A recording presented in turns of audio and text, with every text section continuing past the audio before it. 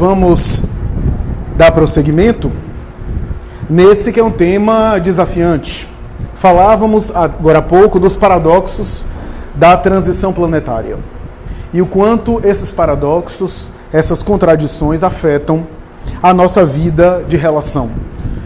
Ou, por assim dizer, a nossa vida de relação, o nosso relacionamento, os nossos relacionamentos de maneira geral, sintetizam, resumem e apresentam de uma forma mais miniaturizada, mais particular, aquilo que está acontecendo em termos gerais, em termos globais, na chamada transição planetária.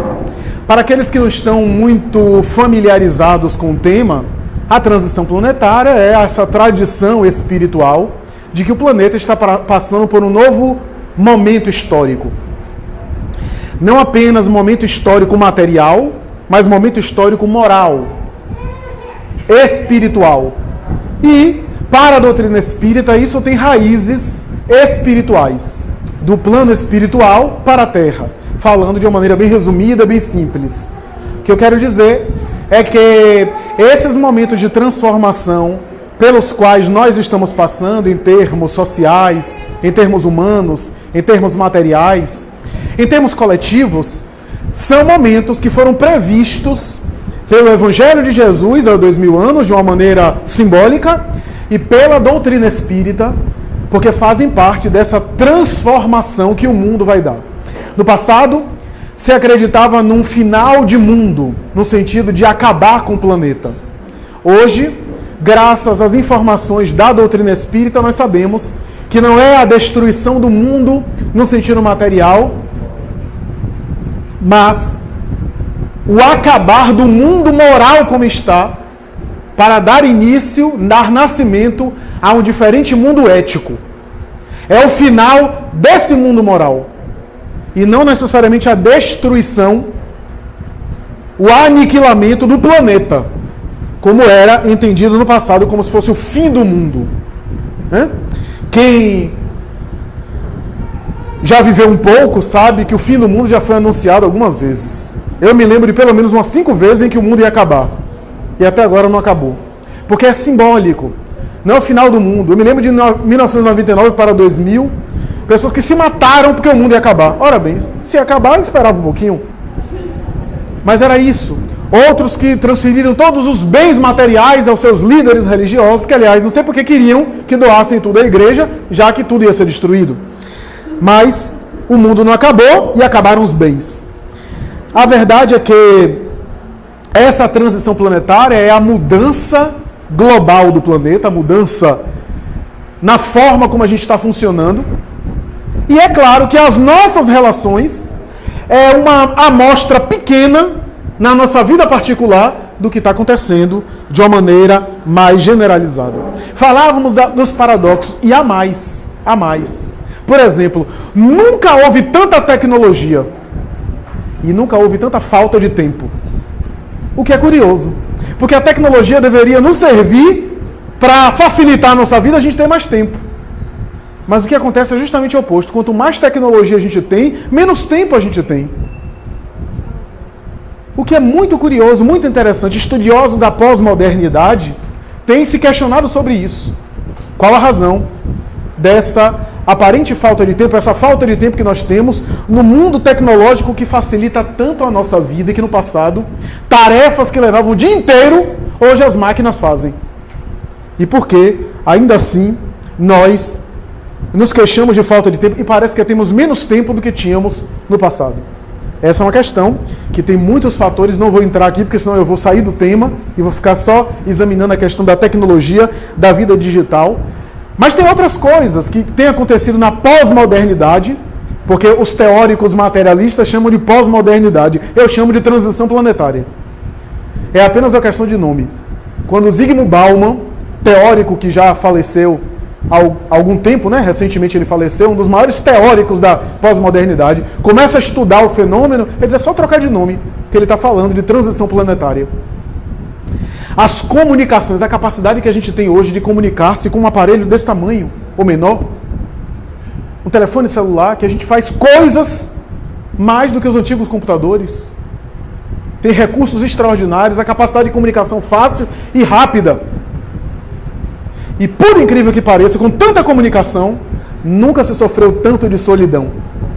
O que é também algo de se pensar.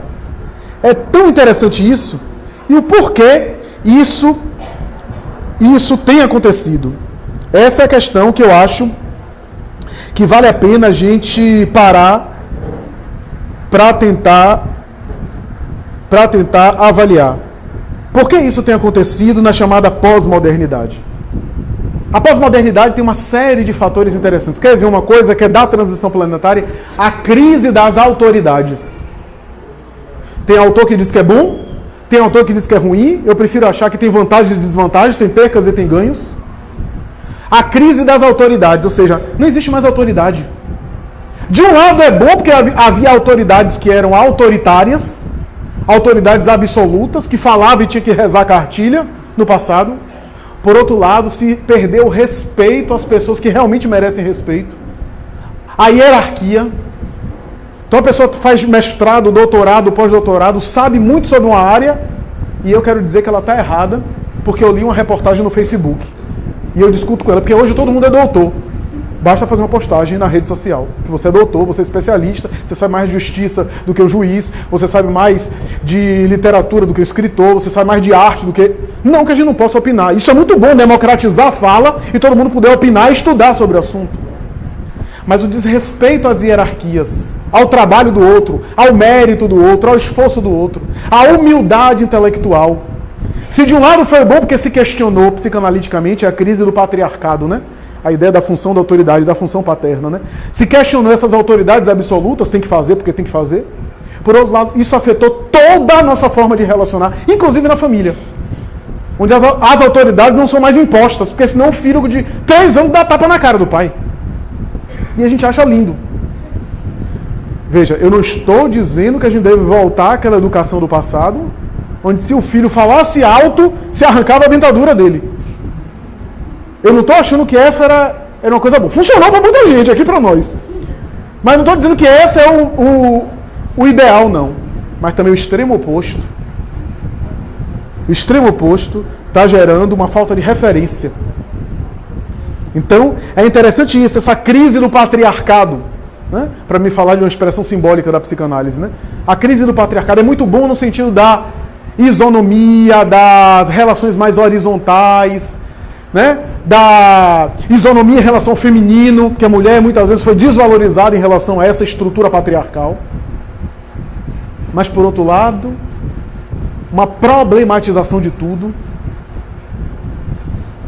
uma discussão exagerada sobre tudo e sobre todos, sobretudo uma discussão nociva. Não é uma discussão no sentido de aprendizagem mútua.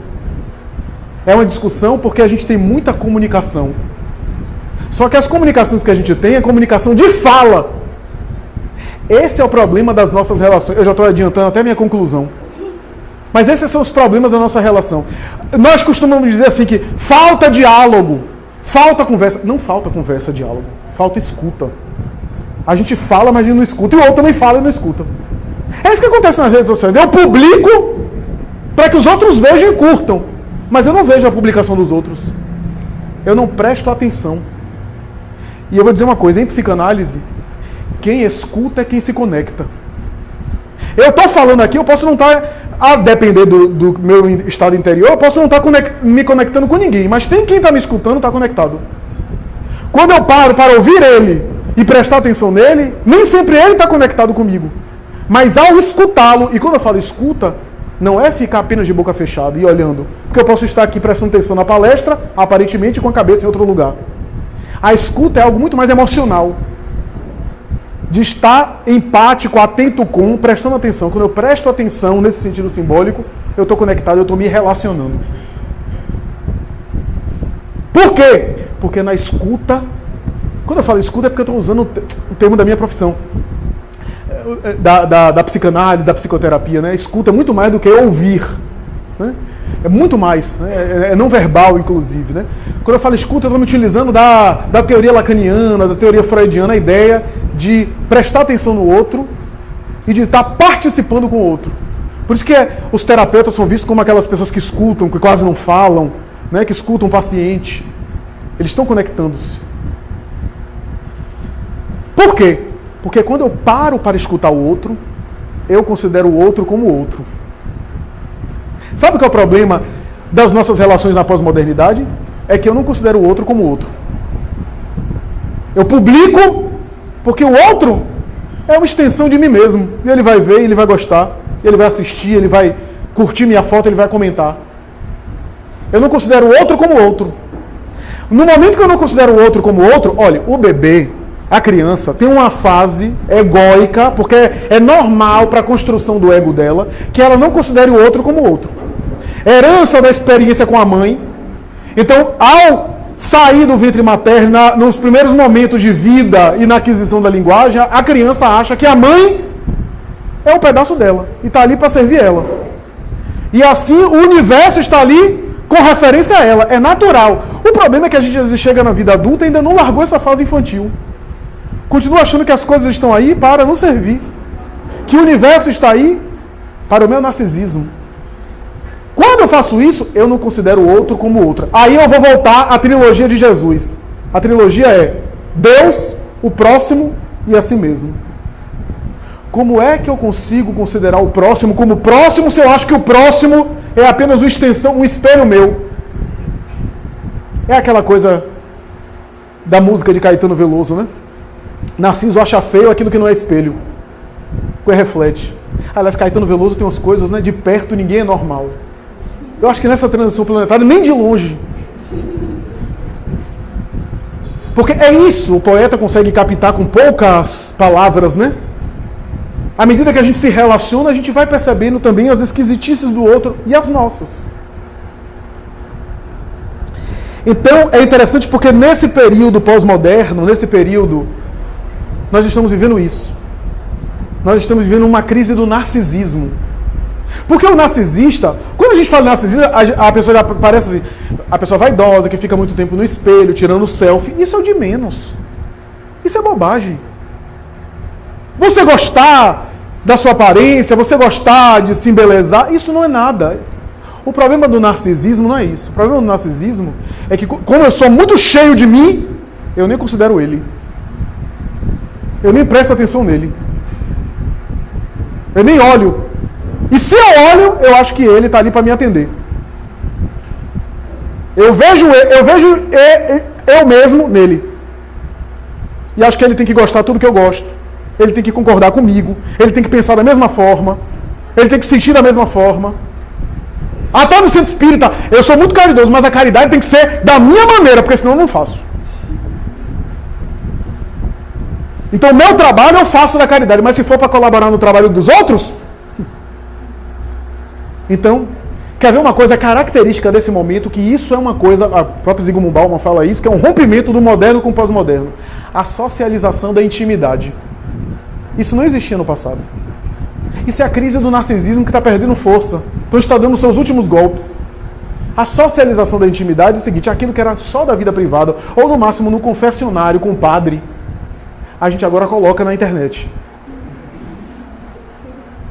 Hoje não deu para fazer sexo, eu tive que comprar Viagra. A gente bota isso. Uma coisa que é da vida íntima. Isso era impensável na Idade Média. Era do confessionário, no máximo, do diálogo assim com alguém muito próximo de confiança. Expor essa vida íntima. Ou mais tarde, nas psicoterapias, nas terapias. Hoje a gente publica exageradamente algo que é do pudor, daquilo que é de mais íntimo. Então é muito interessante isso, porque Zygmunt Bauman vai dizer o seguinte, que no mundo moderno a gente ia para os confessionários.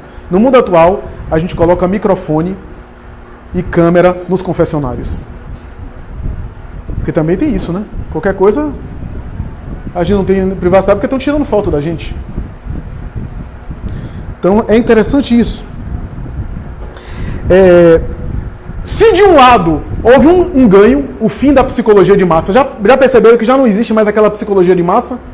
Beatles, que arrebatou muita gente, os hippies que andaram, fizeram marcha, Os protestos sociais do passado. Eu sei que tem apelos políticos no Brasil, em função de determinados momentos históricos, não vou entrar em detalhes, mas assim, aquela adesão a uma causa, a um ideal, fazer revolução social, né? Ideal artístico. Já não existe essa psicologia de massa como existia no passado. Eu entendo isso como algo muito bom, porque a psicologia de massa normalmente coloca para fora aquilo que a gente tem de pior. É a psicologia de massa que une uma torcida de futebol para matar alguém a pauladas. Talvez aquelas pessoas que mataram nunca teriam coragem de fazer se estivessem sozinhos. Mas em massa, é os instintos do bando, do grupo. Então muita coisa a gente faz em grupo que a gente não faria sozinho. Porque é do instinto, né? Não tem animais que vivem cardume, matilha, em bando. Isso aciona em nós essa psicologia de massa. Porque parece ao nosso ego que dilui a nossa responsabilidade. E por isso os linchamentos públicos é coletivo. Então assim por diante. Isso é muito bom, porque isso impulsionou a pessoa a se individuar. Quem lê a obra de Joana de Ângeles sabe o que é isso, individuação, se tornar indivíduo singular. Muita gente não sabe que essa teoria vem de Freud, antes até do Jung e outros, né? Individuação, de maneira bem simples, é o seguinte: você nasceu agarrado à mãe, à gestação, a um pedaço da mãe, você nasceu sem ter uma autonomia, sem ter uma independência, e à medida que você vai se desenvolvendo, você vai se desgarrando desse vínculo com a mãe. A ideia, grosso modo, é mais complexo do que isso, mas grosso modo é isso. Você vai separando, você vai rompendo essa simbiose, onde a mãe pensa por você, a mãe coloca em você seus desejos. Só que às vezes a gente chega na vida adulta e ainda tem traços lá de trás. Então a gente precisa que o outro pense por nós, que o outro faça para nos dar segurança, a gente se fusiona em relações complicadas. Tudo isso tem a ver com esses momentos. O que acontece? Nessa individuação, a gente está vendo não a psicologia de massa, mas as publicações mais pessoais da vida digital, as curtidas. O curtir é dizer assim: eu compactuo com o que você pensa. Mas é ainda um pedaço da população, não é a população geral. Então, são identificações mas são especialização de gostos, o que é muito bom. A gente está se especializando em o que a gente quer. Antes era o grupo pensava pela gente, a gente pensava, o grupo pensava também, a gente se identificava. Agora, não, eu não penso, eu penso quase igual àquele grupo ali, mas eu tenho algumas diferenças. Isso é bom, é amadurecimento. E talvez seja por isso que a gente está vivendo um momento de solidão. Porque a gente se sente sem esse desamparo do bando. Essa é a minha hipótese. A verdade, no entanto, é que a gente neurotizou as relações e fez relações, como diz Bauman, líquidas. As relações líquidas é o seguinte: como dizia uma paciente minha recentemente, uma paciente adolescente, consegui fazer 300 amigos nessa semana no Facebook. Eu não tenho 300 amigos na minha vida real, aqui pra nós. Mas ela tinha 300 amigos em uma semana. O que é interessante é que na próxima semana ela podia desfazer todas essas amizades só clicando. Desconectava os amigos. Então, o que ela está chamando de amigo é diferente do que eu estou chamando de amigo. Nada contra, eu não estou criticando. Mas é um conceito diferente, que Bauman chama conceito líquido. As relações se tornaram mais líquidas. Que é movida por um prazer mais narcísico. Porque age nos neurotransmissores quando a gente manda uma mensagem no WhatsApp e depois vê o sonzinho do WhatsApp tocando na tela do telefone. Aquilo gera um prazer e a gente quer conferir, quer saber. Assim como as sinalizações. Então é um reforço. Só que aí a gente vai se acostumando a essas cargas de dopamina, de prazer, da resposta que chega e perde o prazer pela vida real. Então eu estou vendo um jovem, por exemplo, que em vez de viver a experiência do namoro, principalmente jovens masculinos, os meninos, então tem vergonha de, por exemplo, namorar, tem timidez, tem muito recalque, chegar, conversar com a menina. O que acontece? É mais fácil entrar no aplicativo de namoro, escolher o perfil, tá lá o perfil que ele quer, e a menina também escolhe o perfil, se bater com o dele, já marca o encontro. Não tem essa experiência do estresse inicial de saber se eu vou querer namorar com ela, mas será que ela vai querer namorar comigo? Essa experiência social de frustração que é importante. O que é que está acontecendo? Álcool, droga, para não ter esse estresse. Para relaxar. Então, nós vemos isso. Por quê? Porque o mundo pós-moderno da transição planetária tá criando uma ilusão em nós. Muito cuidado. Uma ilusão seguinte: as suas relações têm que ser só prazer. Isso não existe. Só em comercial de margarina. Não existe relações que são só prazer. Você tem o direito de ser feliz, seja feliz, só prazer. Isso é uma grande armadilha, porque você tem o direito de ser feliz? Tem. Você deve buscar felicidade? Sim. Mas talvez esses atritos de relações saudáveis fazem parte da busca do prazer. Porque uma relação só prazerosa não existe. Aliás, existe. De espíritos perfeitos. Puros, como Jesus e aqueles que convivem com Cristo. Como eu acho que a gente está um pouquinho distante, eu acho que a gente não precisa se preocupar com isso agora. Porque eu acho que vai demorar um pouquinho de chegar lá. Veja, são 2 espíritos. Porque se Jesus conviver com você, se você encontrar um espírito puro por aí, deixa ele em paz. Porque se for um imperfeito com um perfeito, ainda assim a relação não vai ser ideal. Não vai ser 100% prazerosa. Por quê? Porque as suas imperfeições vão aparecer na relação. Eu acho até que a perfeição do outro vai lhe incomodar. Porque é tão perfeito, não se irrita, nada, que você vai fazer terapia de casal. Então, meus amigos, o que eu quero dizer é que com tudo isso, a gente criou também, na sociedade atual, um pragmatismo e uma coisa muito séria que é o culto ao dinheiro. Esse é um teórico também que tem falado isso. Por quê? Já que eu estou sozinho, já que eu vivo mais a vida digital do que a real, já que as minhas relações são frágeis, eu preciso ter segurança. E qual é a segurança? Dinheiro. Então me acabo para ter dinheiro, para ter segurança. Porque eu não posso contar com ninguém. Aqui no interior ainda tem um pouco mais, mas no passado, a mulher engravidava, tinha um filho, e vinha mãe, tia, nora, sogra, irmã, prima, mulheres da família que iam ajudar, que iam revezar com o bebê para segurar o bebê. Hoje a mulher fica desesperada. Porque a mãe está na sua vida, a avó também. Cada um tem a sua vida, tem as suas questões, cada um está pensando em si. Então o que é que tem que ter muito dinheiro para sustentar o filho, para dar conta do filho, para ter funcionária, para ter isso, para ter aquilo, para enxoval.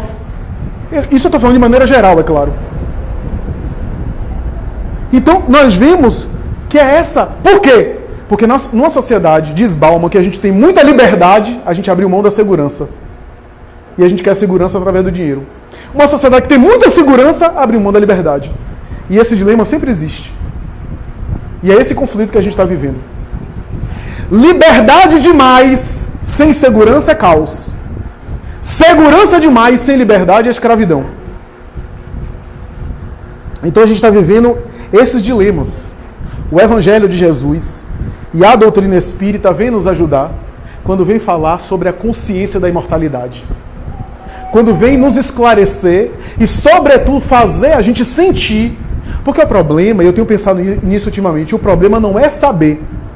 Todos aqui que são espíritas sabem que são almas imortais. Espíritos imortais, seja lá como for que a gente dê o nome. Seres espirituais. Todos sabem que vão morrer. Quer dizer, quem não sabia, desculpe dar uma notícia próxima do almoço, né? Uma notícia para dar já próximo de almoçar. Mas todos sabem que vão morrer. Não sabem a hora. Né? Mas, aos poucos, todos nós aqui, uns vão logo, vão rápido, outros vão demorar mais. Tem uma fila, né? Que a gente vai sendo chamado. Eu espero estar no último da fila. Mas chegará um momento que todos aqui estarão desencarnados. Todos sabemos disso. Aqueles que são espíritas sabem que vão sobreviver, que vão ter a continuidade após a vida material, que vão viver as consequências daquilo que semearam aqui nesse mundo, que começa nesse mundo com a própria consciência. Todos sabemos disso. Mas nem sempre sentimos isso. Porque se eu sei que sou imortal, por que eu tenho medo de morrer? Por que eu tenho pavor da morte? Se eu sei que a vida continua, por que eu me agarro demais e vivo uma vida mundana, uma vida sensualista. Quando eu estou falando sensualista aqui, não estou falando apenas no sentido sexual, não. Sensualista aqui no sentido de viver para a matéria. Se eu sei que a vida verdadeira é espiritual. Eu sei, mas ainda não sinto. Quando aqueles cristãos iam para a arena para serem devorados por leões ou jogados em fogo no Coliseu Romano e antes disso no Circo Máximo, esses cristãos não sabiam que eram imortais apenas, sentiam. Era uma verdade emocional, porque quando você sente é diferente de apenas saber. Então, o Espiritismo nos ajuda a trabalhar essa consciência de imortalidade. A princípio com raciocínio. Mas o maior desafio é converter esse raciocínio em sentimentos. Porque são nos sentimentos que a gente é avaliado. Por isso as relações humanas.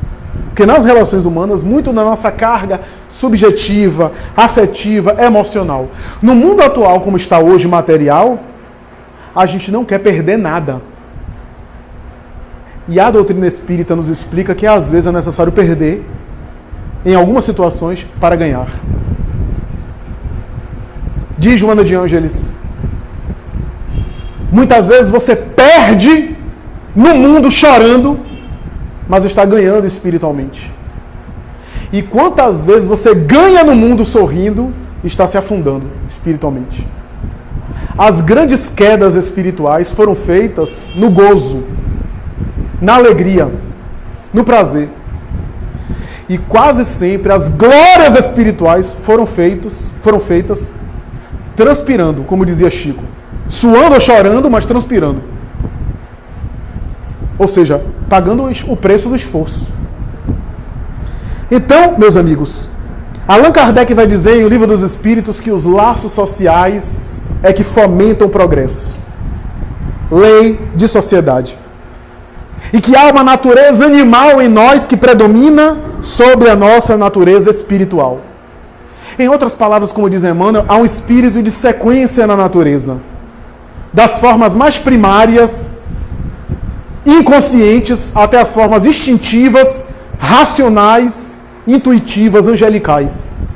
Há um constante aprimoramento. E as coisas que a gente conquistou, mesmo que de maneira infantil, não são ruins. Não são negativas. São passos para o próximo degrau da escada. Diz, aliás, André Luiz, na obra No Mundo Maior, que tudo segue um espírito de sequência na evolução. Um espírito de desenvolvimento.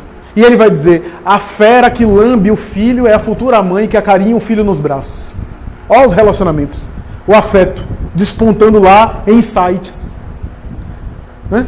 O animal que se coloca à frente da taba é a futura mãe ou pai de família, que são os provedores.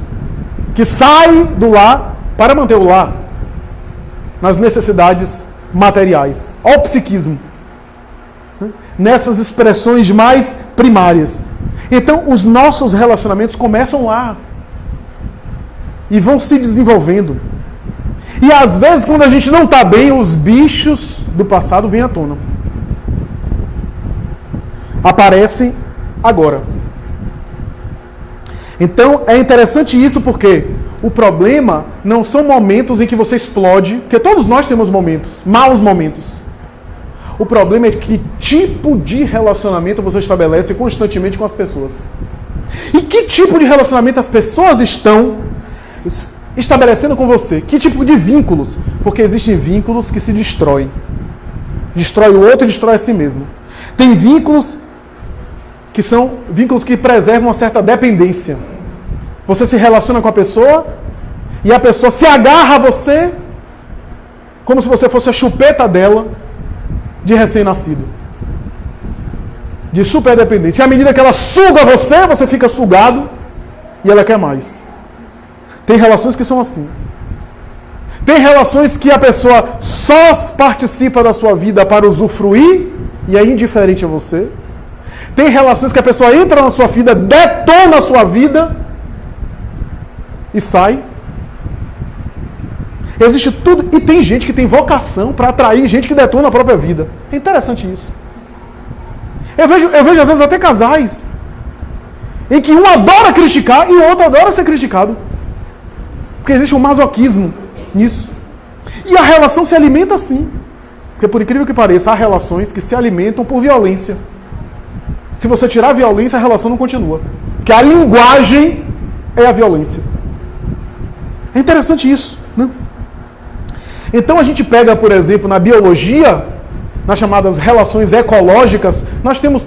Kardec não falou que há uma natureza animal em nós, ou seja, há uma herança? A gente veio de períodos anteriores, a gente passou por relações ecológicas. Então há relações ecológicas na biologia que são muito interessantes.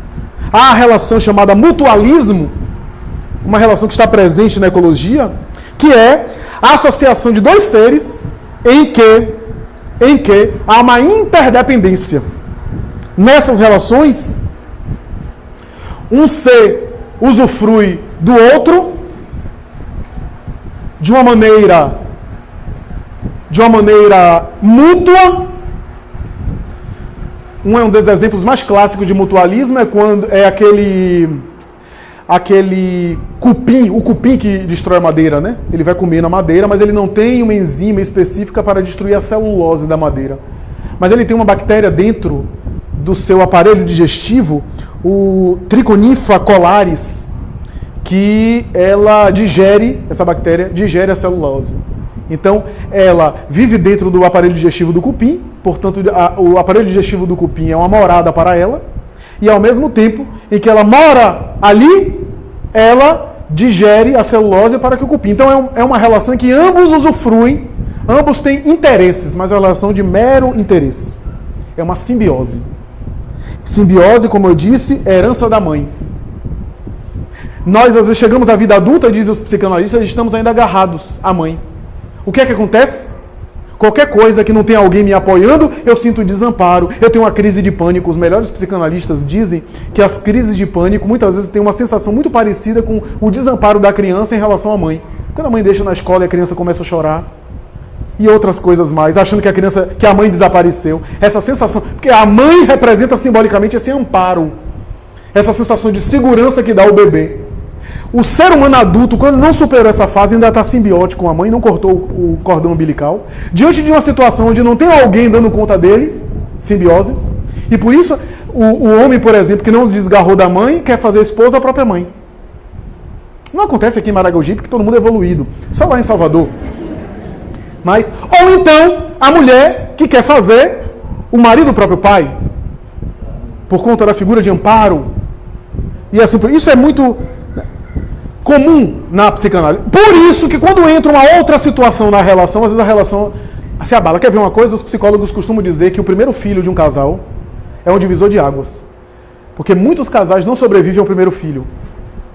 Até porque existe ali, às vezes, uma dependência disfuncional de um lado e uma imaturidade do outro. Primeiro, um homem que quer exclusividade, a mulher só para ele, como sendo uma espécie de apoio dele, para servir a ele. Esse machismo que os indivíduos masculinos temos.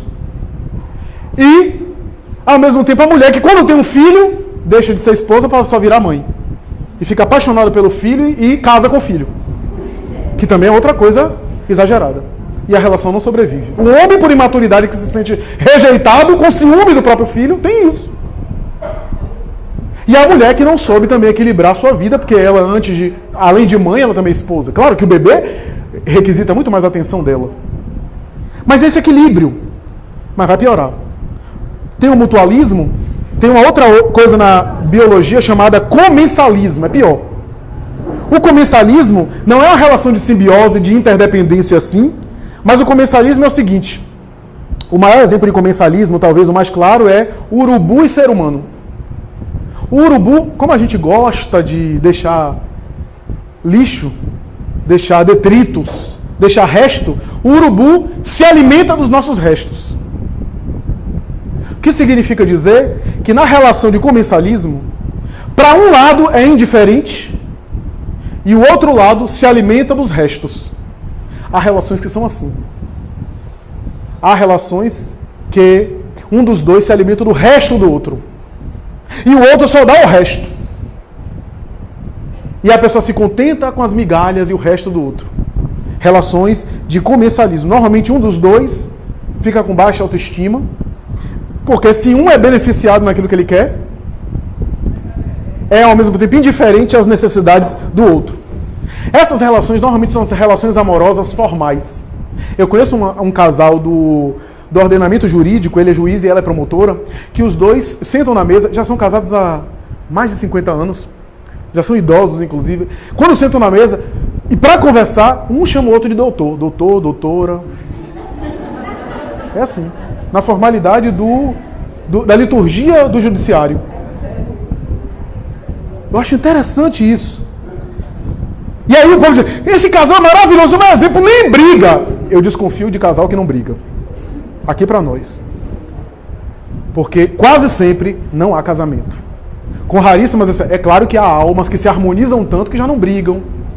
Pior ainda quando eu vejo assim, não, esse casal aqui, todos os dois concordam, têm a mesma forma de pensar. Ora bem, nem as almas bastante identificadas que não têm diferença de opinião, agora discordam de uma maneira amigável, de uma maneira harmônica. Quase sempre, com algumas exceções, é um acordo de paz. Tipo assim, a gente acorda e fica um distante do outro, fingindo que tem casamento. Então, muito cuidado, porque, inclusive nas relações que já estão deterioradas, é muito comum a pessoa dizer assim, eu já me cansei, que nem brigo mais. Porque brigar é um bom sintoma, que ainda existe algum interesse. Né? Claro que eu não estou dizendo aqui que a coisa do brigar é para ser alimentado, porque depois, e a fome chegando no almoço, quem chegar em casa agora vai querer brigar. Não. Mas esse é o comensalismo. Mas tem pior. Na biologia tem uma relação chamada amensalismo. Amensalismo são as relações de fungo que deterioram determinados elementos, que fazem a antibiose. Os medicamentos antibióticos fazem isso, né? Matam bactéria. As relações de amensalismo, enquanto no comensalismo era benefício de um e indiferente para o outro, nas relações de amensalismo é indiferente para um, porque a pessoa nem se beneficia de nada, não traz nada de bom para ela, e ao mesmo tempo ela detona o outro. Essas são relações muito perigosas. São relações que as pessoas normalmente são tóxicas. Cuidado. Cuidado, porque a gente tem visto isso muito.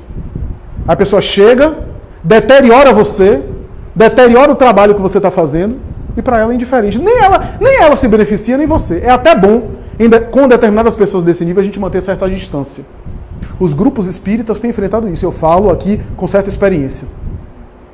Os grupos espíritas têm enfrentado isso. Então, muito cuidado. Há grupos espíritas que são ótimos. Oradores que discursam teoricamente muito bem, discursos brilhantes, propostas maravilhosas. Mas quando a gente vai ver o fruto, não tem nada. Só tem a necessidade de destruir o outro. Então, nós temos visto isso. Pessoas tóxicas, normalmente são pessoas que têm uma certa... São relações que têm uma certa fragilidade psíquica, né? E que têm uma certa repetição de padrões anteriores. Então, nós temos isso. Mas tem pior. Tem, na biologia, chamado parasitismo. O parasitismo, você não detona, ou melhor, a criatura não detona o outro, há várias relações parasitas na natureza. Você não detona o outro, mas você fica se alimentando do outro e vampirizando o outro. Esses são os processos obsessivos. Obsessivos no mundo encarnado, entre encarnados, e também dos desencarnados para com os encarnados e vice-versa. São as relações de vampirismo. São as relações de alimentação psíquica do outro. São relações... Eu tenho vocação para atrair gente maluca na minha vida. Quanta gente fala isso? Eu tenho vocação, as pessoas chegam, me exploram, etc. É obsessão espiritual, é coisa de vida passada. Pode ser, mas às vezes não é não. Aí vai no centro, faz o tratamento no centro, se tiver obsessão, desobsidia, fica ótimo ou ótima, mas existe uma coisa psíquica que faz atrair. Essa coisa psíquica que faz atrair as criaturas encarnadas. Ora, se eu atraio as criaturas encarnadas que me exploram, eu tenho esse mesmo elemento que atrai seres desencarnados. O indivíduo tem que mergulhar muito dentro dele mesmo para saber o que é que está acionando isso. O que é que está produzindo isso? Não é a desobsessão. É algo na intimidade dele, que faz ele atrair, se vincular. Porque vai ficar fazendo desobsessão e vai continuar obsidiado. Porque os obsessores só vão ser efeito, consequência. Então é necessário ter essa dimensão. Mas tem relações. Deixa eu salvar um pouco aqui o negócio, né? Em pleno domingo, deixa eu salvar. Tem relações na natureza que são de cooperação. Que são de mútua cooperação. O exemplo não é muito romântico, mas eu vou dar. Tem uma relação que é de mutualismo cooperativo, que é daquele crocodilo que abre a boca e vem o pássaro palito e começa a limpar os dentes. O pássaro palito se alimenta daqueles vestígios que está no dente do crocodilo, e o crocodilo também não fecha a boca, porque ele também está sendo beneficiado, porque está limpando os dentes dele. É uma mútua cooperação, onde há inclusive benefício para ambos. Uma proto-cooperação. Esse é um dos exemplos da natureza, tem mais. Eu acho que quando a gente começar a estabelecer relações dessa forma, seremos mais harmônicos. O que não significa dizer que não teremos provações em relações difíceis. Como diz Joana de Ângeles, ajuda a todos, atende a todos. Vai até o mal e ajuda o mal. Mas tu tens direito de escolher as tuas companhias. Porque se você escolher conviver com os maus, você não é suficientemente perfeito que não vá se contaminar. E se você ficar com os maus, você vai se tornar também mau. Então, ajuda a todos. Faz o bem a todo mundo. Socorre a todos. Mas escolhe bem aqueles com os quais você quer conviver psiquicamente. Seleciona as tuas companhias, diz ela. As tuas companhias. Então, porque em nome da caridade eu vejo a pessoa se destruindo. Em nome da caridade eu vou ajudar esse daqui, porque ele vai conseguir superar a cocaína e daqui a pouco está cheirando com ele. Então, muito cuidado. Porque é necessário considerar o outro como o outro. Isso, inclusive, na relação com o divino. Por que a gente tem tanta dificuldade na relação com o espiritual? Porque a gente não considera Deus como outro. Se Deus é outro, eu preciso escutar. No momento que eu escuto, lembra da escuta? No momento que eu paro para escutar, sou eu que me conecto. A oração é mais escuta do que fala. A gente verbaliza para pensar, mas é mais uma escuta.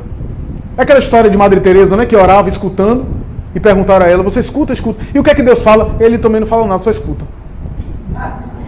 Ou seja, é um diálogo, só que é um diálogo de se conectar.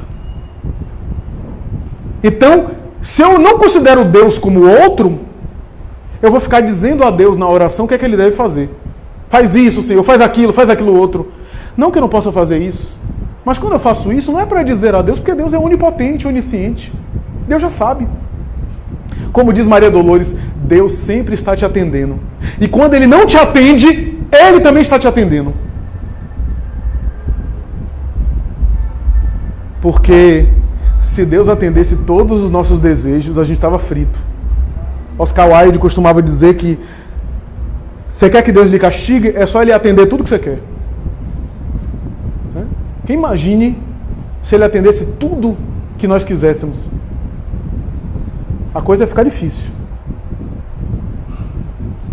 Eu vejo meu filho de 3 anos. Se eu deixar, ele quer chupar pirulito e comer brigadeiro o dia inteiro. Se eu for atender ele, ele vai desencarnar de diabetes ou de outro problema de saúde. Porque ele não para. É uma máquina de comer doce. Eu é que tenho noção que vou moderando, vou tapeando ele, vou prometendo depois do almoço, vou tendo jogo de cintura. Se eu for atender o desejo dele só porque ele chora, então às vezes a gente chora a Deus infantilmente. Fica de mal, tem DR, discute a relação, se afasta de Deus. E Ele só está negando o doce, para a gente não morrer de diabetes.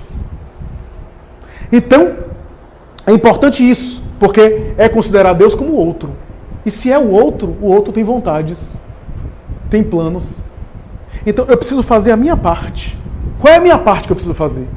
Porque às vezes a gente esquece da nossa para ficar pedindo a Deus para fazer a parte dele.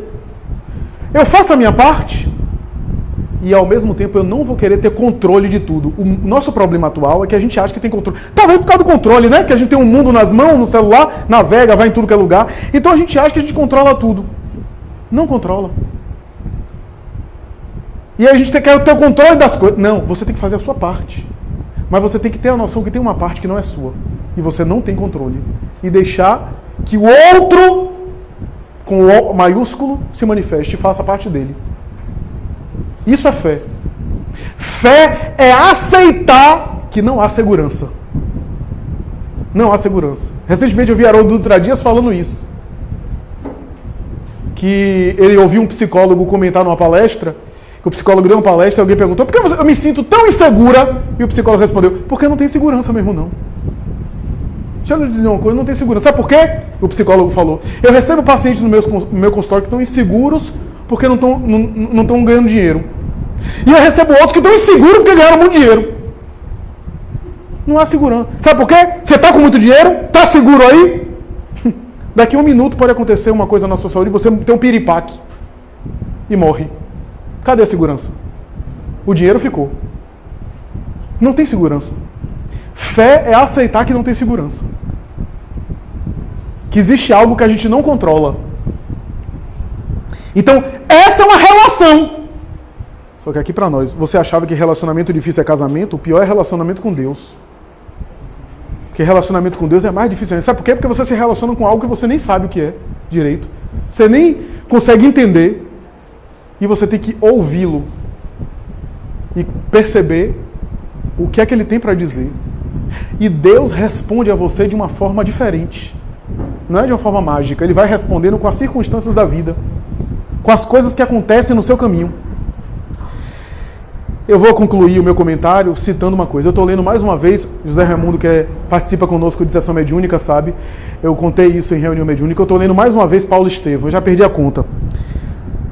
Acho que os espíritos acham que eu não aprendi alguma lição com Paulo Estevão. Aliás, eu não aprendi várias ainda. Então eu estou voltando à leitura de Paulo Estevão. Estou no 3º capítulo, no começo da obra ainda. E estou vendo outras coisas que eu não via. Porque depois da codificação, Paulo Estevão considera a obra-prima da literatura mediúnica. Ali tem ensinamentos muito importantes, muito importantes. Quando Saulo vai a Damasco para matar Ananias, cai do cavalo, Jesus aparece a ele, acontece aquela cena brilhante, uma das cenas mais emocionantes, né? O próprio Chico disse que ele parou e passou mal quando psicografava, porque ele via psiquicamente a cena. Jesus rasgando os céus, aquele homem furioso querendo matar mais cristãos, querendo entrar em Damasco para pegar um sapateiro, que para ele, aquele sapateiro velho, havia levado a sua noiva à morte, Ananias. Ele foi na direção dele, porque ouviu falar, depois de açoitar muita gente até matar, que ele estava em Damasco, mais um cristão que deveria morrer sob o seu talante.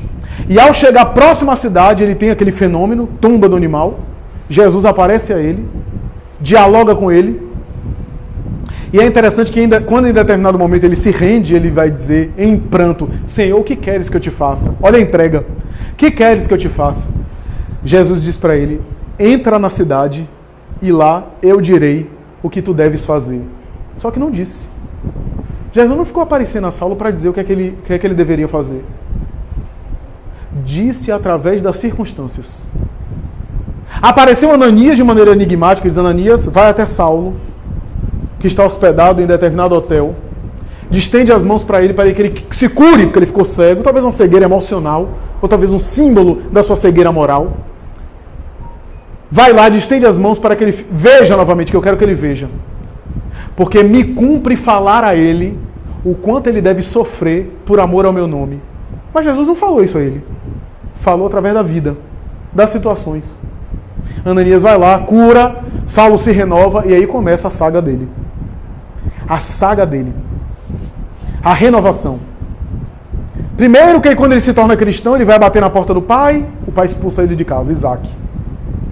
Vai até a casa de um amigo de infância, Alexandre, que considera ele um débil mental, e coloca ele na rua de maneira cortês. Ele vai para lá, vai para cá, vai para o deserto, fica 3 anos meditando, conhece 2 pessoas que eram vítimas dele, que estavam foragidas por causa dele, o casal Áquila e Prisca. Depois ele volta para Jerusalém. Eu não sei se você tem a dimensão, mas assim, eu tenho uma paciente que diz assim para mim: Flávio, eu estou arranjando uma forma de sair daqui de Salvador, de preferência ir para fora do país, porque eu já aprontei tanto em minha vida. Só aqui em Salvador, eu acho que eu tenho um namorado em cada bairro de Salvador. Eu calculei a idade dela, eu deveria ter varrido já o Salvador inteiro. Diz: eu já aprontei tanto, já fiz tanto, que eu quero fazer intercâmbio, que eu quero começar do zero em outro lugar. Ela havia feito umas coisas assim, barra pesada, né? E ela queria sair para morar em outro lugar. Porque aí ninguém conhece ela começa do zero. É um desejo humano. Sabe o que Saulo fez? Saulo continuou convivendo no mesmo local. Ele era juiz do Sinédrio. Imagine o ministro do STF. O ministro do Supremo Tribunal Federal. Ele era juiz do Sinédrio. Ele se converteu ao cristianismo. Começou a fazer tapete. Fabricar tapete. Para vender por aí tapetes. Porque ele havia aprendido com o pai, na juventude, a ser tecelão. Ficava pelas ruas de Jerusalém, com um monte de tapete nas costas, vendendo para ir para lá. As pessoas reconheciam ele, porque era da sua vida ali, da sua história. Era o local onde ele cresceu, ele viveu. As pessoas apontavam com ele. Emmanuel disse que alguns passavam e diziam assim, é um maluco, mas é um maluco pacífico. Não mete medo em ninguém, não.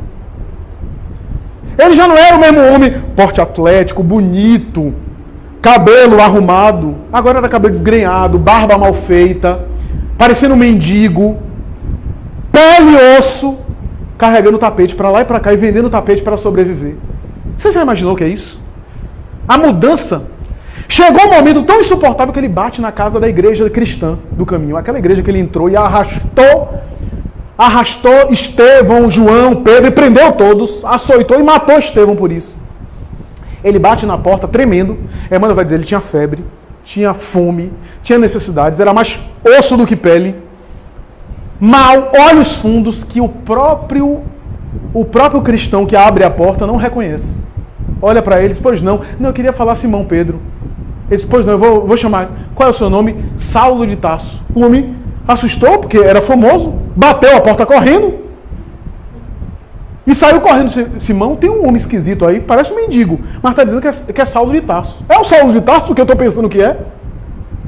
E foram conferir, e era mesmo. Ó, minha gente, Jesus não é gente, viu? Que aqui para nós. Eu imagino a cara de Pedro numa situação dessa. Que peça Jesus me pregou.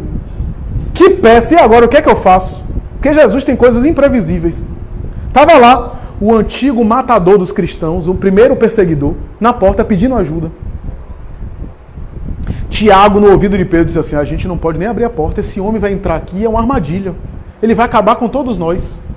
Ó a prudência! E ó, só em cima de Pedro. Essa é uma opinião pessoal, eu comentei isso, inclusive em reunião. Essa é a opinião pessoal. Pedro só teve uma atitude diferente porque ele havia negado Jesus. Ele sabia o que é que o ser humano é frágil. Talvez se fosse um antigo Pedro, não abriria a porta. E ali a gente estava diante do futuro maior orador, o maior palestrante do cristianismo, o maior divulgador cristão. Então ele diz, olha, se ele for um lobo em pele de ovelha, como é que Jesus nos ensinou a tratar os lobos? E se ele realmente quer entrar aqui para nos destruir, ele realmente deve ser muito infeliz. Ele necessita ainda mais da nossa compaixão. Por prudência, eu não vou abrir a porta da igreja do caminho. Porque se fosse só eu que estivesse aqui, eu abriria e receberia ele. E não teria medo da morte. Mas como temos aqui um monte de gente acamada, doente, vamos ter um pouco de prudência. Barnabé, acompanhe ele até o local onde ele está. Passe um tempo com ele.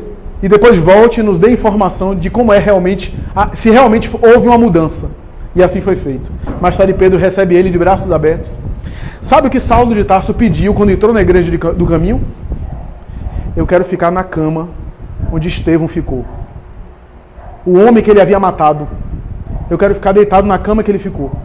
Mas Pedro diz, eu vou lhe dar mais ainda do que isso. Eu vou procurar o Evangelho de Mateus, a versão que Estevão tinha nas mãos, para você ler o Evangelho de Mateus, que ele usou. Emmanuel disse, naquela noite, o futuro apóstolo Paulo não dormiu. Páginas ele passava entre lágrimas nos olhos, olhando aquele pergaminho que Estevão um dia manuseou e vendo as anotações do antigo Marte que escreveu. Em alguns momentos da página havia o nome de Abigail escrito, a irmã.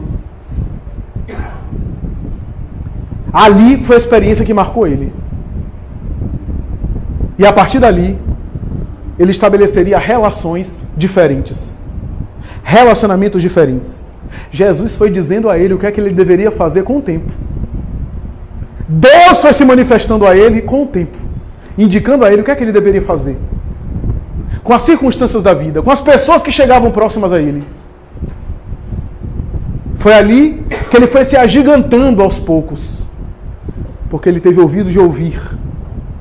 Ele ouviu o chamado, mas ouviu, sobretudo, aquilo que a vida lhe preparava. Quanto deve sofrer por amor ao meu nome. Não é sofrer apenas no sentido material do termo. É se esforçar para crescer. Por isso, meus amigos, o convite que eu faço nesses momentos finais é o seguinte: o que é que eu estou tirando de bom das relações que eu estabeleço? Mesmo as relações difíceis, as relações que nos incomodam. O que é que eu posso extrair para a minha vida? O que é que aquelas relações podem me proporcionar? Essas relações afetivas e humanas, o que é que podem me trazer de bom? Porque a relação que Saulo teve com Estevão foi, a princípio, desastrosa. Mas foi a partir dali, naquela igreja do caminho, deitado naquela cama sem dormir, lendo as anotações do antigo Marte, de vez em quando passando as páginas e vendo o nome de Abigail, porque ele foi responsável pela morte de Abigail. Foi quando ele abandonou-a que ela entristeceu, se fragilizou e morreu de uma doença, possivelmente tuberculose. Pelo menos pela descrição de Emmanuel, fica a entender que era tuberculose. Que ela foi confortada por Ananias no momento final. Ele sabia que ele era responsável pela morte de Abigail. E ali, ao ver o evangelho da sua vítima, ao ver o nome dela escrito em alguns momentos, ele mudou a forma de se relacionar com o mundo. Era o mesmo temperamento, mas agora direcionado em uma medida certa, sem o fanatismo e ao mesmo tempo a mesma paixão, o mesmo vigor, agora para o bem. Direcionado para o bem. Ele teve a coragem de dizer, até agora, 35 anos, eu estava errado. Rapaz, eu não sei quanto a vocês, mas eu acho que essa é uma das piores experiências da vida. Você chegar em determinado momento e dizer assim, tudo o que eu fiz até agora estava errado. Isso é a pior coisa. A gente não admite para os outros não, mas é a pior coisa. E a partir de agora, um olhar diferente. E a parceria dos dois continuou, diz Emmanuel. A tradição cristã e o próprio Pedro achava que Saulo, mais tarde Paulo, era assessorado pelo Cristo pessoalmente. O Cristo assessorava ele, mas o Cristo escolheu o próprio Estevão para ficar como assessor espiritual do apóstolo. As suas epístolas e a sua palavra inspirada era inspirada por sua vítima. Aquele que foi assassinado por ele, que se tornou seu mentor espiritual, que o assessorava. Em todos os momentos da jornada, era Estevão que, em nome de Jesus, estava do lado dele, auxiliando-o, assistindo-o. E teve um momento em sonho que ele vê o apóstolo, o Marte, tenta se ajoelhar para pedir perdão. E Estevão não deixa. Diz que é isso, nada disso. Só Jesus foi puro, todos nós temos dificuldades. A luta apenas começa. Ele nunca esqueceria esses episódios, essas experiências. A dor moral ele levava, que só depois da morte é que ele pôde abraçá-los e se recompor, porque a dívida moral já estava paga, já estava resgatada pelo grande empenho que ele colocou. E por fim, quando ele encontra Sérgio Paulo, ele ainda era Saulo, ele encontra Sérgio Paulo, ele soube que Gesiel, que mais tarde se chamaria Estevão, só viveu, porque foi escravo romano no começo, né, da obra, fala da saga que ele vai levado para a escravidão, ele se torna escravo. Quando ele encontra aquele romano, ele passa pela cidade do romano e o romano chama ele na casa dele. Se eu quero conhecer esses dois indivíduos, Barnabé e Paulo, quero saber quem é. Quando ele entra na casa do romano e o romano começa a falar, olha, alguns anos atrás eu conheci um indivíduo mais novo que você, 25 anos, que ele era escravo romano. E ele tinha a mesma postura sua. Me lembra muito ele. Talvez Estevão estava ali, desencarnado. Me lembra muito ele. Começou a falar de Gesiel. Eu contraí uma febre, uma epidemia que estava matando muita gente. Os próprios colegas romanos pensaram em me atirar ao oceano, às piranhas. Esse escravo, que foi colocado pela escravidão, uma tragédia na sua vida, se ofereceu voluntariamente para cuidar de mim. E por incrível que pareça, eu fiquei bom. Mas ele ficou doente. Mas como eu era procônsul de Roma, eu intervi, disse, não, esse escravo aí vocês não vão jogar no oceano não. Mas ele vai contaminar o resto do povo. Mas a minha vida eu devo a ele, porque todo mundo me abandonou com medo de ser contaminado, e ele ficou do meu lado, no meu leito.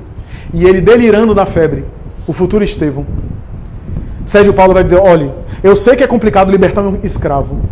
O romano que liberta um escravo pode ser punido com a pena de morte.